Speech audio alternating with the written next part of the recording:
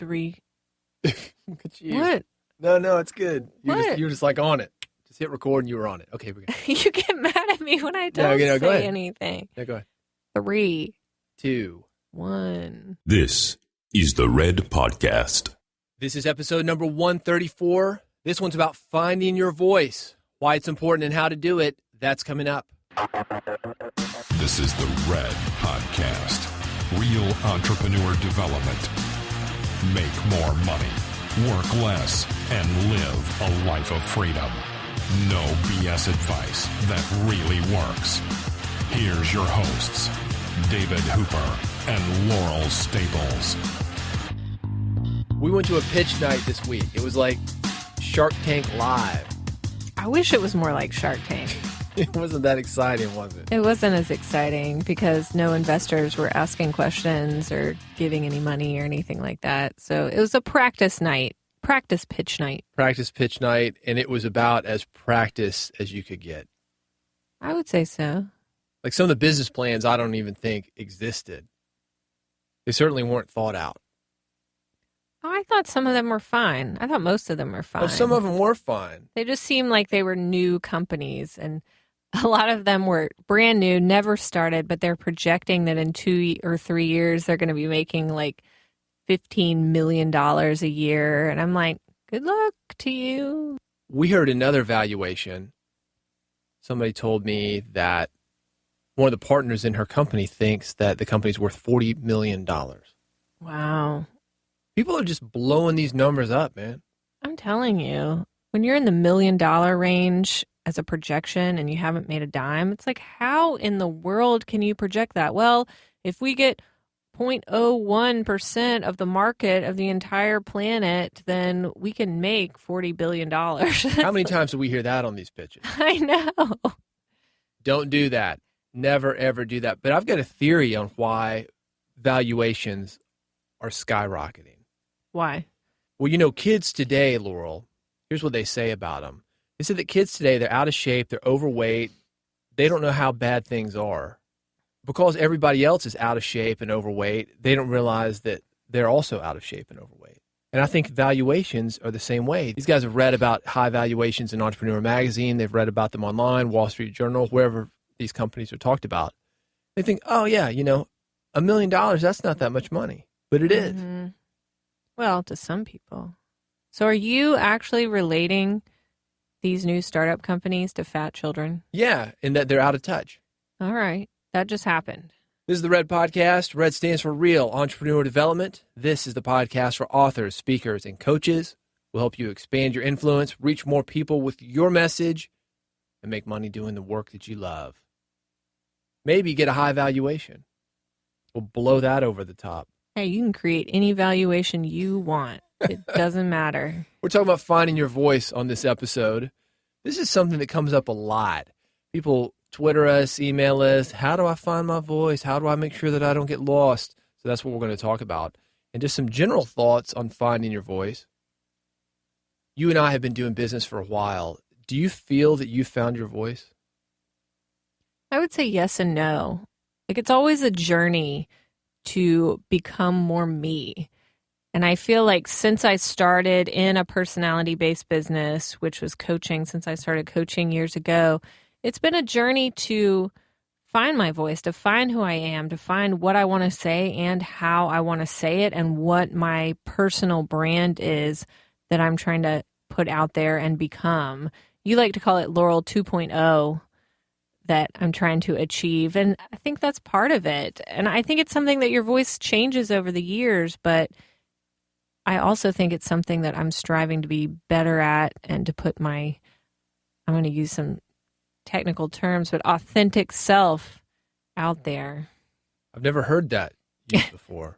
Transparency and authentic self. Those are kind of some keywords that are thrown around a lot, but I think there's something to that.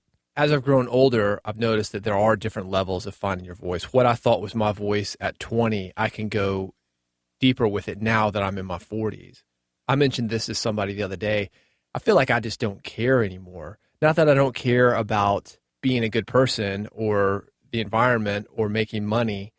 I care about those things, but as far as like what other people think, just don't care. The next step for me is going to be the old guy, white tennis shoes, brand new, black socks. That guy. Oh, God, I hope not. You know what I mean, though? You wonder why old guys, you think, has that guy just lost touch with reality? And it's not that. It's just he doesn't care anymore. And that's what's starting to happen for me. No, I'm going to disagree with you on that because that is not the direction you're going. But I think you have a point in that you want to shrug off what other people think of you. I was listening to a podcast where the guy was saying, when someone reacts negatively to what you're saying, you just say, well, not everyone's perfect. And it's just saying, look, I'm going to do what I'm going to do, and other people can like it, they can not like it, they can hate it. Great.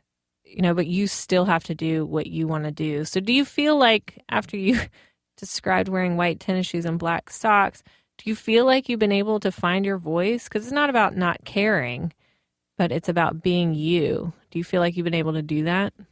At this point, I understand that it's a process. So my voice that I have now, yeah, I found it. But what that's going to look like in 5, 10, 15 years, absolutely not. I hope not, because if it doesn't change within the next 10 or 15 years, that means I'm not evolving. And I think that you should evolve. I think you should change your opinion on issues. If you're not evolving, what are you doing? Sitting there being static. That's not the kind of person that I want to be. We're talking about finding our voices, but do you have an example of what it looks like when somebody does find their voice and what it does for them and for their business? Because we've been in it too long. We're kind of in the journey of doing it.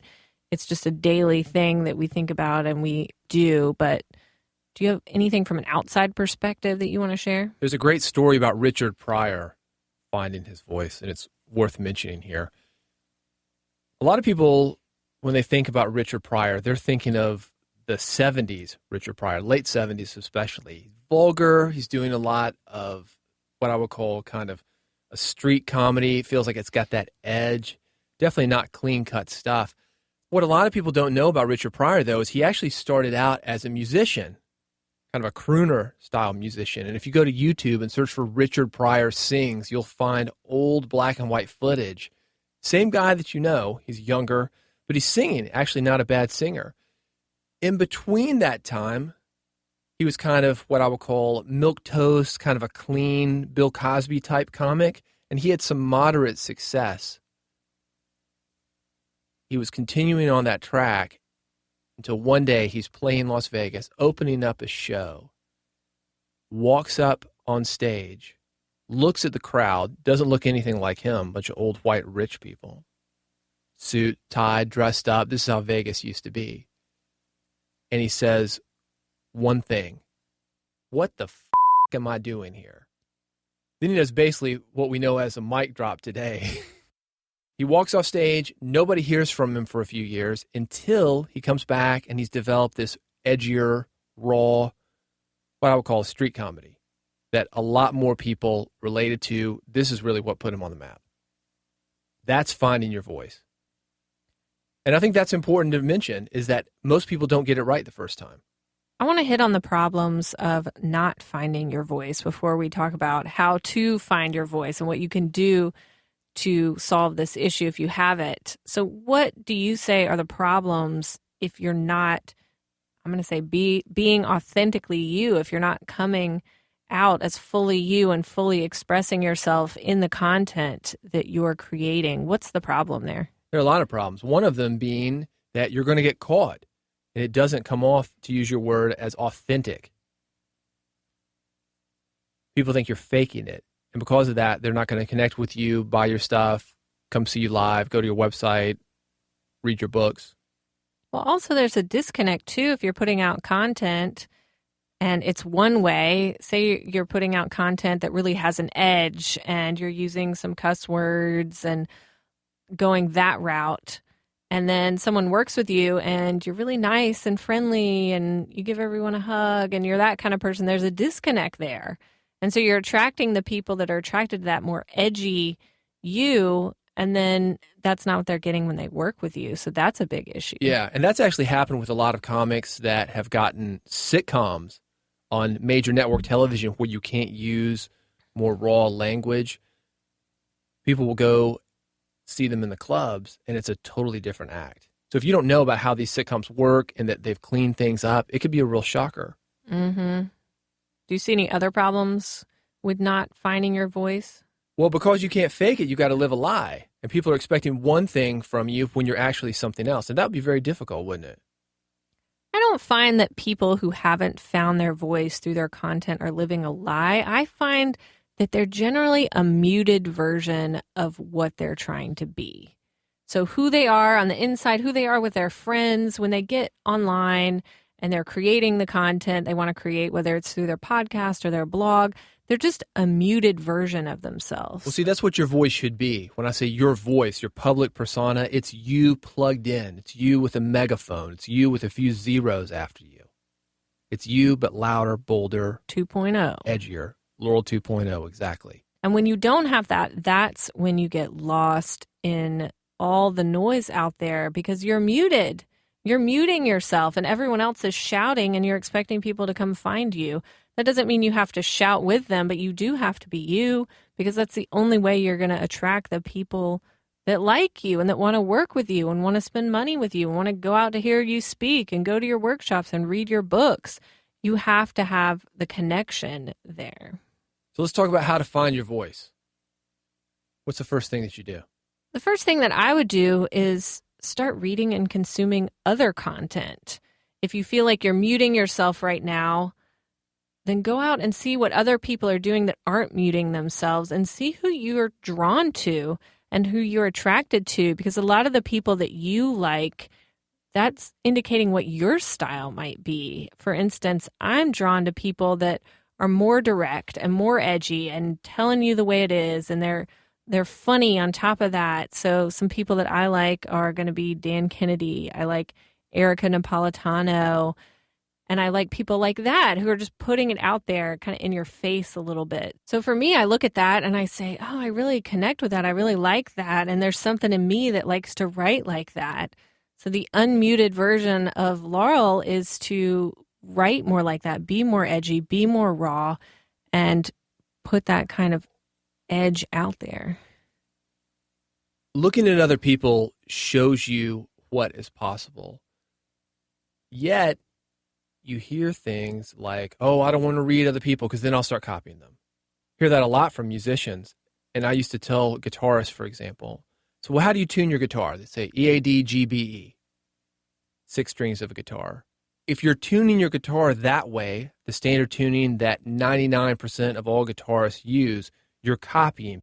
It doesn't mean that you're going to sound exactly like those other people, but there's a standard, there's rules and procedures, and it gives somebody something to grasp when they're attracted to you. To use another musician example, we have a 7-note scale. Some people will say it's 8, but the 8 is the same as the first note. We're used to hearing certain chords, certain scales. Same thing with your books. We read left to right. If you're not looking at other people to see how they do things, you might write it right to left. It seems far-fetched, doesn't it? But that's what happens when you don't look and see how other people are doing things. There's no reason for you to reinvent the wheel. Plus, you get some really good ideas on what people are doing well, and you can improve on those ideas. Who would you say that you're attracted to or drawn to, the way they present things, the way they write content?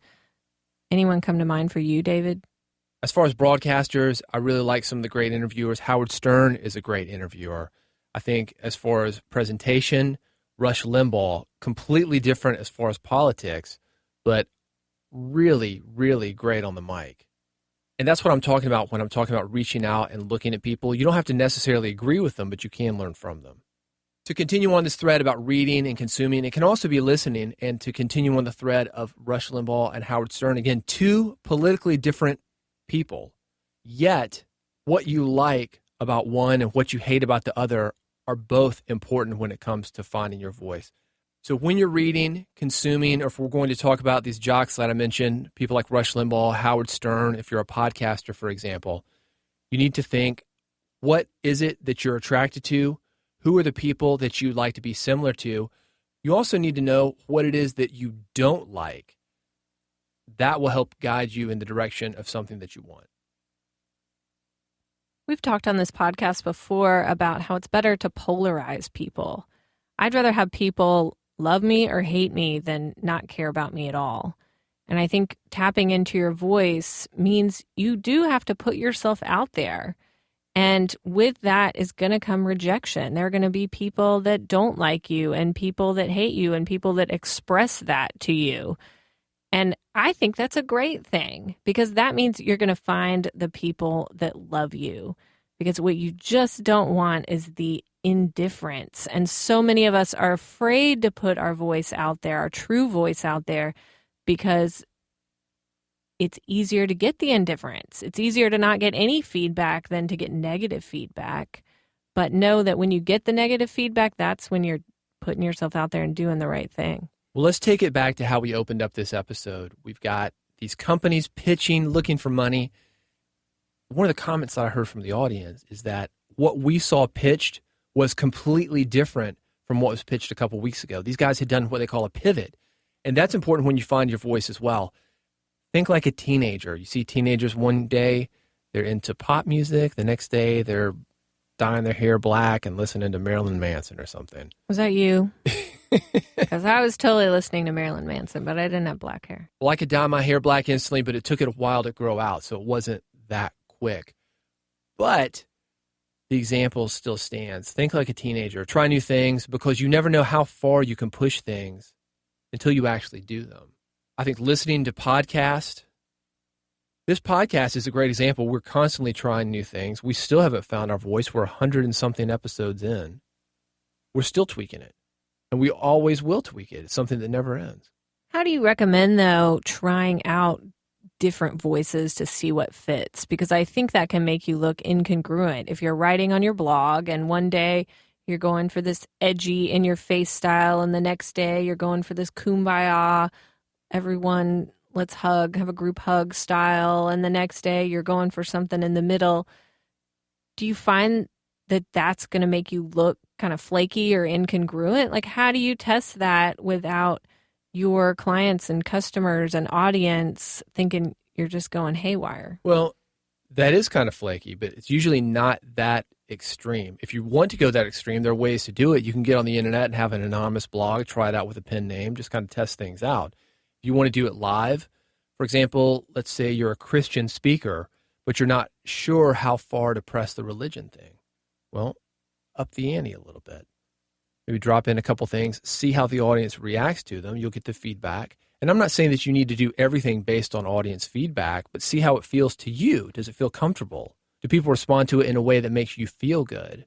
And if that's the case, you can up the ante even more and more or less see what's comfortable and have that balance with what people are reacting to. I like that you said don't base all of it on how your audience reacts. I got to test that one time. When I was a health coach, I went to my high school, my alma mater, and they had me teach a class. And so for a couple days straight, I was teaching the exact same class on nutrition, which I had created this amazing dynamic class with examples and props and all this stuff. And I got to teach it back to all the freshmen and sophomores. And what I found was I gave the same talk, class after class, 3 days in a row. And some of these classes thought it was amazing, like I did. Some of them were engaged and they were asking questions and they were excited. And then the next class, I'd give the exact same speech, cool props, cool examples. And one girl was like falling asleep and they can't text, but they were just zoned out. They were wishing they could text. They were wishing they could text. They were hoping the bell would ring. They were ready for the next class. So something that I did consistently about 10 times, I had a completely different reaction every time. And if I based my worth and my value and my voice on their reactions, I would be selling myself short. Every performer knows this. If you've got a comic who's doing the same set, sometimes that set's going to go over better than other times. Musicians, if you're on stage, sometimes you've got to work a little harder to get the audience involved. Same with bloggers, podcasters, speakers, authors. It's not consistent. And that's the thing is you have to learn how to be you. Because if I'm in there giving that talk 10 times and I'm being me, that's the only way I can really have enjoyment. And the people that really loved what I was talking about, the students that connected with me, well, they're going to be my crowd. They're going to be my target market if I was going after them as clients. And the people that didn't, the people that were falling asleep, well, shrug them off. Who cares about them? I've magnetized people that like me and like my voice and like what I do. So that's why it's important for you to have your voice. You've got to be able to deliver this in a comfortable way. And there's a range that you can deliver in. But think about if you weren't comfortable. Think about if it wasn't your authentic voice. You've got a very narrow range that you can work with, and that's all you've got. And when that doesn't work, you can't flex based on audience reaction. But when it's you've got all sorts of things that you can work with. You can tone it down a little bit, bring it up, but it's still going to be you. Mm-hmm. I mean, I'm not saying you couldn't do that if it wasn't you, if it was just an act, but I think it's easier to get thrown off when it is just an act. Sometimes it's hard to know where to start when you're going for your personal brand, trying to find your voice and trying to really understand if you're muting yourself right now. Sometimes you have that feeling, that gut feeling that you're just being the muted version of yourself. But how do you break free of that? And I think a great way to do that is to create a personal focus group. And the way you can do that is bring people who are close to you, people that you respect and love or like at least. Bring them either together in one room and ask them a series of questions, which I'm going to tell you in a minute, or just send each person an email and say, hey, I really respect your opinion. I want to stay in touch with you this year. And I was just wondering if you could quickly answer these questions about me because I'm trying to identify my brand and find my voice. A couple good questions to ask are, if you didn't know what my business was, what would you guess? When you think of me, what comes to mind? Tell me 3 words you'd use to describe me. How do you feel after you hang out with me? So those are just a couple ways to get feedback from other people because a lot of times we're so close to ourselves and what we're trying to do and the content that we're trying to create and the speeches we're trying to give that we can't see our voice coming through or not coming through. And other people can see that for us. So it's a good way to start to identify some of your strengths and weaknesses and what other people see in you and maybe some points about yourself and about your personality and how you communicate that you really need to pull out and you really need to highlight going forward in an effort to find your voice. I think it's great to ask people. I think they can see things that we can't often see. That's the reason I've got a coach. That's the reason we believe in coaching. That's the reason we do coaching, because we have limitations as to what we can see within ourselves.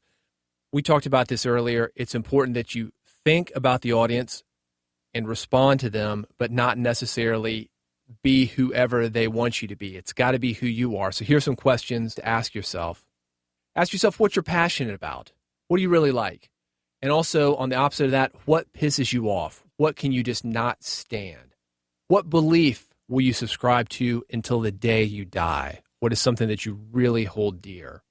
And what would you like to see done? And how would you like to see it approached? Think about those questions. That combined with asking people, that combined with testing things out, what Laurel said about a personal focus group, asking people what they feel your strengths are, what they already think about you, so you can expand on those. That will help you to find your voice more quickly than you might otherwise. Thanks for listening. You can subscribe via iTunes when you go there. Just search for Real Entrepreneur Development. Hit the subscription button. You will get every episode that we do 3 times per week. And if you've got a suggestion, if you'd like to tell us how you found your personal voice or add to the discussion, visit us on redpodcast.com. We've got back episodes. You can reach out to us, give us episode suggestions. We're happy to hear from you. We'll see you on the next episode of the Red Podcast. You've been listening to Red Podcast, Real Entrepreneur Development. Subscribe today using iTunes, Stitcher, or via RSS at redpodcast.com.